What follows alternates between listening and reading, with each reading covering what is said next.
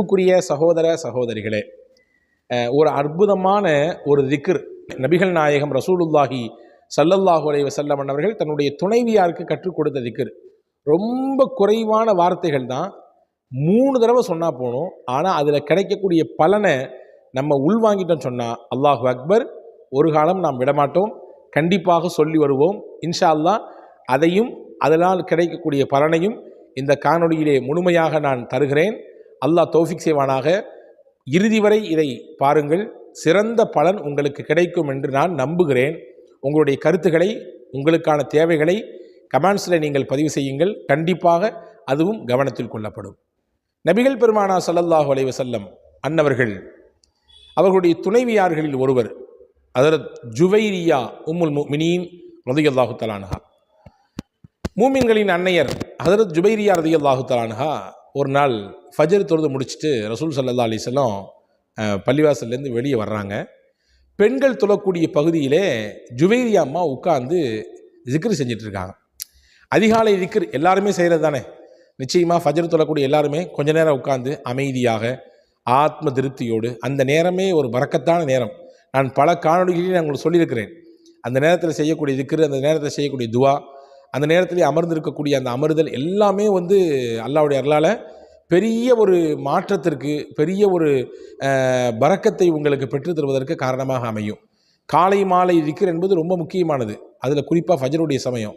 ஃபஜர் தொழுது முடித்து விட்டு அந்த அம்மா அப்படியே அந்த இடத்துல உட்காந்து திக்ரு செஞ்சிட்ருக்கிறாங்க. ரசூலுல்லாஹ் தொழுது முடிச்சுட்டு அவங்களுடைய அவுராதுகள்லாம் முடிச்சுட்டு ஏதோ முக்கியமான தேவை வெளியே போயிட்டு கொஞ்சம் நேரம் கழிச்சு, கிட்டத்தட்ட லுஹாவுடைய நேரம், சுமார் ஏறத்தால் வச்சுக்கங்களேன் ஒரு 8-9 மணி வரைய, ஃபஜர் தொழுகையிலேருந்து 8-9 மணி வரைய அந்த வேலையெல்லாம் முடிச்சுட்டு வீட்டுக்கு வர்றாங்க, மஸ்ஜித் நபவிக்கு வர்றாங்க. பெண்கள் பகுதியில் ரசூலுல்லாஹ் போகும்போது எப்படி அந்த அம்மா உட்கார்ந்துருந்தாங்களோ அதே மாதிரி அந்த அம்மா உட்கார்ந்துருக்காங்க, திக்ரு செஞ்சிட்ருக்கிறாங்க. சில சமயங்களிலே நல்லோர்கள் இறைவனின் திக்ரில் மூழ்கிவிட்டால் இந்த உலகத்தையே மறந்து போவார்கள். அவர்களுக்கு உலகமும் சுற்றி நடக்கக்கூடிய நடப்பும் கூட என்னவென்றே தெரியாமல் ஆகிவிடும். காரணம், அவர்கள் அந்த இறை தியானத்திலே தங்களையே மறந்து விட்டார்கள். நிறைய வரலாறுகள் உண்டு அதற்கு. தங்களையே மறந்து அல்லாஹ்வை தியானித்த நல்லோர்கள், அதனால் அவர்களுக்கு கிடைத்த நற்பலன்கள் எவ்வளவு உயர்வு. இன்னைக்கு நிம்மதியையும் சந்தோஷத்தையும் அமைதியையும் தேடி ஆளாய் பறக்கிறோம் மக்கள் நாம், இல்லையா? அமைதியை எங்கே தருவதாக அல்லாஹ் வாக்களிக்கிறான், நிம்மதியை எங்கே தருவதாக அல்லாஹ் வாக்களிக்கிறான். அல்லாஹ் சொல்கிறான், தத்ம இன்னுல் குலூப், உள்ளத்தின் அமைதி வல்ல அல்லாஹ்வை நினைப்பதின் மூலமாகத்தான் கிடைக்கும், அல்லாஹ்வை துதிப்பதன் மூலமாக கிடைக்கும், ஜிக்ரின் மூலமாக கிடைக்கும். நான் பல காணொளிகளில் உங்களுக்கு சொல்லியிருக்கிறேன், நமக்கென்று சில திக்ருகளை வைத்துக் கொள்ள வேண்டும். டெய்லி வளமையாக ஓதுறது. உங்களுக்கு தெரிஞ்ச திக்ரு எதுவானாலும் பரவாயில்ல, அது சுப்ஹானல்லாஹ், அல்ஹம்துலில்லாஹ், அல்லாஹு அக்பர், எதுனாலும் பரவாயில்ல. நமக்கு கண்டினியூவாக ஓதுறதுக்கு இஸ்திகாமத்து ரொம்ப முக்கியமானது. நிரந்தரமாக தொடர்ச்சியாக அதை ஃபாலோ பண்ணுறது ரொம்ப முக்கியம். அது கம்மியாக இருந்தாலும் பரவாயில்ல, அதை கண்டினியூவாக என்ன செய்யணும்னா ஃபாலோ பண்ணணும். அதில் ஒரு பரக்கத்து இருக்குது, அதில் ஒரு ஆத்ம நிம்மதி இருக்குது, அதில் ஒரு அமைதி இருக்குது, அதில் ஒரு நிம்மதி இருக்குது. நிச்சயமாக அது மாற்றுக்கிறதே இல்லை. பாருங்கள், கிட்டத்தட்ட ஒரு 3 மணி நேரத்துக்கு மேலே அந்த அம்மா உட்கார்ந்து திக்ரு செஞ்சிட்ருக்கிறாங்க. ரசூலுல்லாஹ் போயிட்டு வெளியே வந்த பார்க்குறாங்க, அதே பெண்களுடைய பகுதியில் ஜுவைரியா அம்மா உட்காந்துருக்காங்க. கேட்டாங்க, என்ன உட்காந்துருக்கீங்க, என்ன செய்றீங்க? அந்த அம்மா சொன்னாங்க, திக்ரு செஞ்சிட்ருக்கேன், அல்லாஹ்வை தஸ்பீஹ் செஞ்சிட்ருக்கேன். ரசூலுல்லாஹ் சொன்னாங்க, நான் உங்கள்கிட்டருந்து போனேன்ல, அந்த டயத்துலேருந்து இப்போ வரைய நான் ஒரே ஒரு ஜிக்கரை 3 முறை சொல்லியிருக்கிறேன்.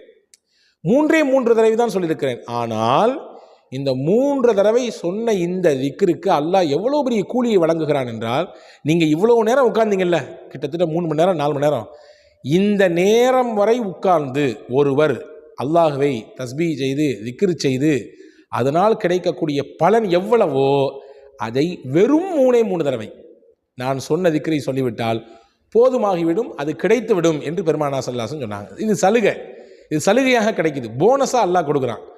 அந்த வார்த்தைக்கு அல்லாஹ் கொடுக்கக்கூடிய மரியாதையும் கனத்தையும் ரசூலுல்லாஹ் சொன்னாங்க. அப்படியா ரசூலுல்லாஹ், என்னது, அது எங்களுக்கு சொல்லுங்களேன் அப்படின்னு கேட்டாங்க.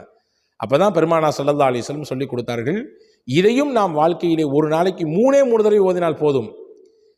கிட்டத்தட்ட 3-4 மணி நேரம் உட்கார்ந்து ஒரே இடத்துல அமர்ந்து திக்ரு செய்து தஸ்பீஹ் செய்து அதனால் கிடைக்கக்கூடிய பலன் பரக்கத்து என்னவோ அதையெல்லாம் இந்த 3 முறை சொல்வதன் மூலமாக மொத்தமாக பெற்றுக்கொள்ளலாம். பெருமானா ஸல்லல்லாஹு அலைஹி வஸல்லம் சொல்லி தந்தாங்க. இந்த கலிமாவை முடிந்தால் நான் ஸ்க்ரீனிலும் தருகிறேன், டிஸ்கிரிப்ஷனிலும் தருகிறேன். கண்டிப்பாக பார்த்து அதை ஓதி மனனமிட்டு இன்ஷா அல்லாஹ் ஃபாலோ பண்ணுங்க. ரசூலுல்லாஹ் சொன்னாங்க, சுபஹானல்லாஹி வ பிஹம்திஹி அதத ஹல்கிஹி வ ரிதா நஃப்ஸிஹி வ ஸினத அர்ஷிஹி வ மிதாத கலிமாத்திஹி. இதுதான் அந்த திக்ர். மறுபடியும் சொல்லட்டுமா? சுபஹானல்லாஹி வ பிஹம்திஹி அதத ஹல்கிஹி வ ரிதா நஃப்ஸிஹி வ ஸினத அர்ஷிஹி வ மிதாத கலிமாத்திஹி. இதை நீங்கள் 3 தடவை சொன்னால் போதும். நீங்கள் கிட்டத்தட்ட 3-4 மணி நேரம் ஒரே இடத்துல உட்காந்து திக்ரு செய்ததுனால எவ்வளோ பலன் கிடைக்கும். அதை குறைச்சி மதிப்பில்லை ரசூலுல்லாஹ், அதை குறைச்சி மதிப்பில்லை. ஒருத்தர் அவ்வளோ நேரம் உட்காந்து திக்ரு செஞ்சாலும் தகும், அதற்கான கூலியும் அதற்கான பலனும் அதற்கான பரக்கத்தையும் அவர் கண்டிப்பாக பார்க்க தான் போகிறாரு. ஆனால் அந்த அவ்வளவு நேரம் கிடைக்கக்கூடிய பலனை அல்லாஹ் இந்த 4 வார்த்தையில் 3 தடவை சொல்ல தந்துடுறான்னு நாங்கள் சொல்லலாம். அல்லாஹ்வுடைய பெருந்தன்மை இது. அடியார்களினுடைய தன்மை அப்படிப்பட்டது அல்ல. நம்ம 1க்கு 10 தடவை கேட்டால் தான் திரும்பியே பார்ப்போம். அல்லாஹ் நீங்கள் செய்யணும்னு நினச்சிட்டாலே ஒரு நன்மையை கொடுத்துருவான். செஞ்சிட்டிங்கன்னா 1க்கு 10 கொடுத்துருவான் அல்லாஹ், இல்லையா? அல்லாஹ்வுடைய தன்மை பெருந்தன்மை. அதற்கு ஈடு இணை நிகர் உலகத்தில் எதுவுமே கிடையாது. அப்போ அல்லாஹ்வின் தூதர் ஸல்லல்லாஹு அலைஹி வஸல்லம் இந்த ஹதீஸிலிருந்து நமக்கு அழகான ஒரு ஜிக்கரை கற்றுத் தந்திருக்கிறார்கள். இதனுடைய ஹைரு பரக்கத்துகளை புரிந்து இதனால் கிடைக்கக்கூடிய பலன்கள் ஏராளமானது. அது நம்முடைய நிம்மதி சார்ந்து, நம்முடைய அமைதி சார்ந்து, அதே போன்ற நம்முடைய தொழில் சார்ந்து, நாம் சந்திக்கக்கூடிய பிரச்சனைகளிலிருந்து வெளியே வருவதற்கான விஷயங்கள் சார்ந்து உள்ளது. நாம் எங்களுடைய பள்ளிகளிலெல்லாம் நாங்கள் ஃபஜர் தொழுது முடித்தவுடன் எல்லாரும் சேர்ந்து உட்கார்ந்து அப்படியே இந்த திக்கரை 3 முறை ஓதி முடித்து விட்டு தான் நாங்கள் அந்த இடத்தை விட்டே நகருவோம் என்பதையும் நான் கூடுதலாக இந்த விஷயத்தில் இந்த காணொலியிலே உங்களுக்கு பதிவு செய்து கொள்கிறேன். நாளையிலிருந்து இந்த காணொலியில் கேட்க மறுநிமிடத்திலிருந்து இன்ஷா அல்லாஹ் இதை தொடர்ந்து பின்பற்றுங்கள். இதனுடைய ஹைரையும் பரக்கத்தையும் நிச்சயமாக வாழ்க்கையிலே காணலாம். எல்லா விதமான பாதுகாப்பையும் இதன் மூலம் பெறலாம். வல்ல அல்லாஹ் தௌஃபீக் செய்வானாக. அஸ்ஸலாமு அலைக்கும் வரஹ்மத்துல்லாஹி வபரகாத்துஹு. சுபஹானல்லாஹி வ பிஹம்திஹி அதத ஹல்கிஹி வ ரிதா நஃப்ஸிஹி வ ஸினத அர்ஷிஹி வ மிதாத கலிமாத்திஹி. சுபஹானல்லாஹி வ பிஹம்திஹி அதத ஹல்கிஹி வ ரிதா நஃப்ஸிஹி வ ஸினத அர்ஷிஹி வ மிதாத கலிமாத்திஹி.